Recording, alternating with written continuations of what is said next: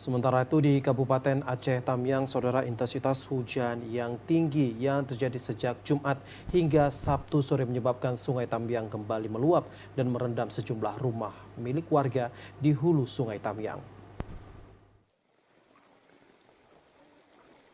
Intensitas hujan yang tinggi yang melanda Kabupaten Aceh Tamiang sejak Jumat kemarin hingga Sabtu sore menyebabkan Sungai Tamiang kembali meluap dan merendam sejumlah rumah warga di hulu Sungai Tamiang. Camat Kecamatan Bandar Pusaka, Cakra Agi Winapati, yang dihubungi oleh TVRI Aceh membenarkan bahwa luapan air Sungai Tamiang sudah merendam sejumlah rumah warga di Kampung Balingkarang dan sekitarnya. Meluapnya Sungai Tamiang ini disebabkan oleh intensitas hujan yang cukup tinggi sejak kemarin dan belum ada tanda-tanda akan berhenti.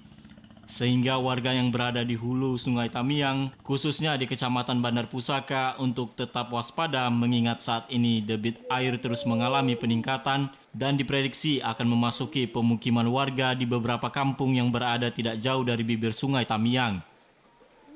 Di sisi lain, untuk warga yang berada di tengah dan hilir Sungai Tamiang untuk dapat waspada sebab kiriman air dari hulu sungai akan sampai pada hari Minggu dini hari.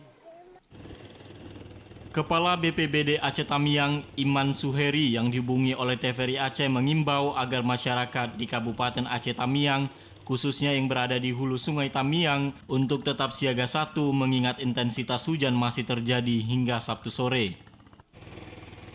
Dari Aceh Tamiang, Abdul Rozak, TVRI Aceh melaporkan.